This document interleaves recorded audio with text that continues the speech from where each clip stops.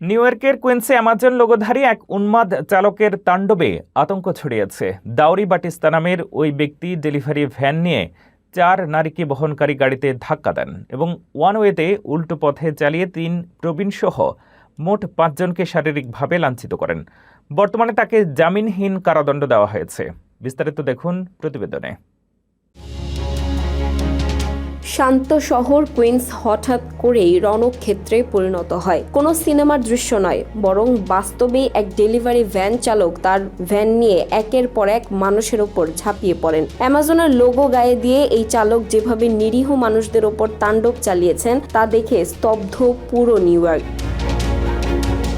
32 বছর বয়সী দাউরি বাটিস্তা নামের ওই চালক তার সাদা রঙের র্যাম ভ্যান নিয়ে বের হন। প্রথমত তিনি 4 জন নারী থাকা একটি গাড়িতে সরাসরি ধাক্কা মারেন এবং পরে বিপজ্জনকভাবে তাদের ধাওয়া করেন। এতে 3 নারী গুরুতর আহত হন, কিন্তু এখানেই থেমে থাকেননি বাটিস্তা। এরপর তিনি ওয়ান ওয়ে রাস্তায় উল্টো দিকে গাড়ি চালিয়ে একে একে 3 জনকে ঘুষি মেরে রক্তাক্ত করেন, যাদের মধ্যে একজন 66 বছর বয়সী বৃদ্ধ ছিলেন।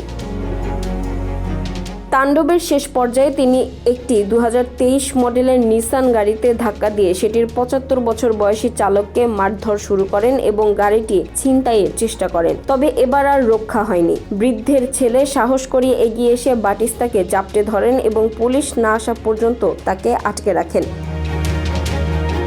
Queen's District Attorney Melinda Katz জানিয়েছেন, বাটিস্তার এই উন্মাদনা একটি শান্ত এলাকাকে অপরাধ স্থলে পরিণত করেছে। অভিযুক্তের বিরুদ্ধে হত্যা চেষ্টা, ডাকাতি এবং শারীরিক লাঞ্ছনার মতো গুরুতর অভিযোগ আনা হয়েছে। বর্তমানে কোনো জামিন ছাড়াই তাকে কারাগারে পাঠানোর নির্দেশ দিয়েছেন আদালত। অ্যামাজনের পোশাক পরে এমন নৃশংস হামলার ঘটনায় জনমনে তীব্র আতঙ্ক ছড়িয়েছে। কেন বা কী কারণে এই চালক হঠাৎ এমন মারমুখী হয়ে উঠলেন তা খতিয়ে দেখছে পুলিশ।